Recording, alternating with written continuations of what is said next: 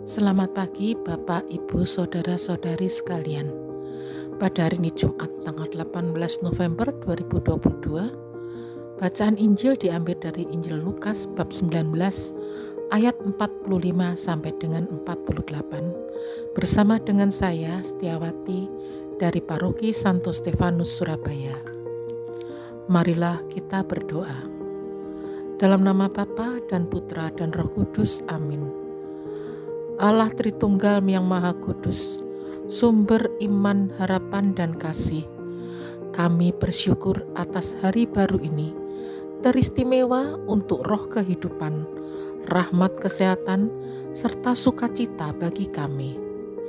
Kami juga memohon bimbingan dan tuntunan dari Roh Kudus-Mu, agar aktivitas kami sepanjang hari ini dapat menjadi cermin belas kasih dan kebaikan dari Putra-Mu, Tuhan kami Yesus Kristus.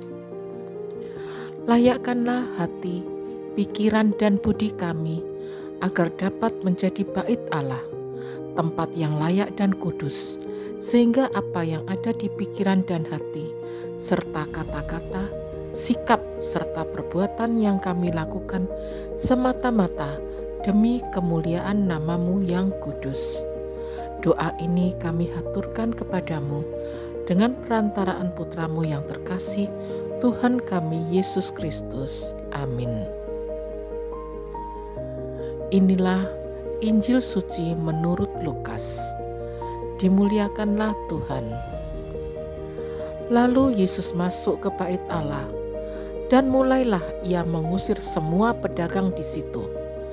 Katanya kepada mereka, "Ada tertulis, rumahku adalah rumah doa, tetapi kamu menjadikannya sarang penyamun." Tiap-tiap hari ia mengajar di dalam bait Allah. Imam-imam kepala dan ahli-ahli Taurat, serta orang-orang terkemuka dari bangsa Israel berusaha untuk membinasakan dia.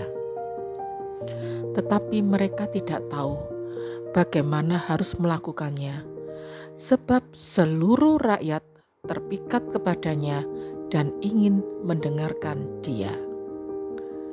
Demikianlah sabda Tuhan. Terpujilah Kristus. Bapak, Ibu, Saudara-saudari yang dikasihi Tuhan, bait Allah dalam gambaran Injil hari ini merupakan bangunan fisik, gedung untuk rumah doa. Namun sayangnya tidak digunakan sebagaimana layak dan fungsinya sebagai rumah doa. Tempat yang seharusnya bersih, tenang, dan nyaman untuk orang bersyukur, memuji dan memohon belas kasih kepada Allah. Akan tetapi bait Allah telah berubah fungsi menjadi tempat transaksi orang berdagang. Cara berdagang saat itu pun berbeda dengan zaman sekarang. Ada tawar-menawar dan lain sebagainya. Bahkan mungkin soal tipu-menipu sudah menjadi bagian dalam transaksi berdagang saat itu. Lalu bagaimana situasi yang muncul saat itu? Tentu saja menjadi ramai, hiruk-pikuk, dan juga menjadi kotor. Maka ini yang membuat Yesus menjadi marah dan mengatakan, "Kamu menjadikannya sarang penyamun." Bapak, Ibu, Saudara-saudari yang terkasih, Injil Yohanes mencatat peristiwa Yesus menyucikan bait Allah sejak awal kisahnya. Kiranya jelas maksud penginjil Yohanes yang mau menampilkan Yesus sebagai bait Allah yang agung dan mulia, bukan lagi bentuk bangunan fisik, tetapi bait Allah yang hidup dan kudus. Sementara Lukas menampilkan peristiwa ini menjelang akhir kisah Yesus dan perseteruan dengan para petinggi, yaitu para imam dan ahli Taurat, semakin memuncak.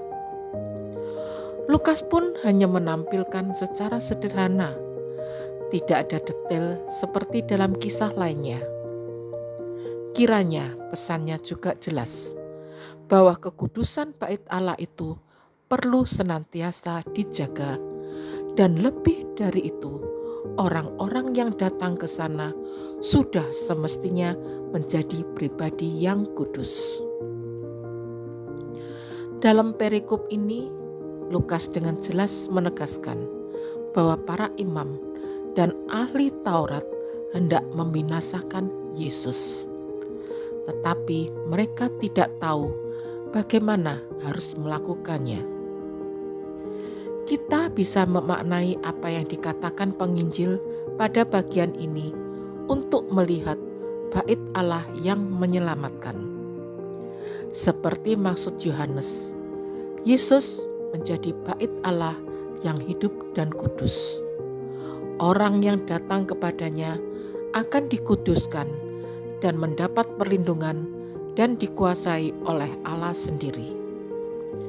Perlindungan dari Allah membawa orang pada kedamaian dan sukacita.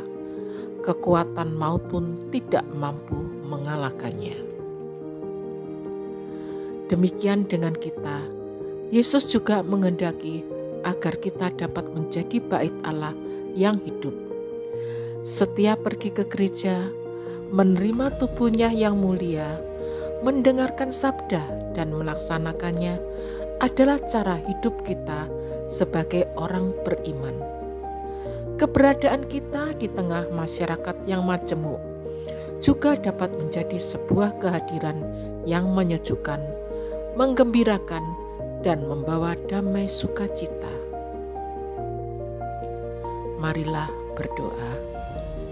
Ya Tuhan, semoga hidupku juga menjadi tempat kehadiran-Mu yang membawa damai dan sukacita.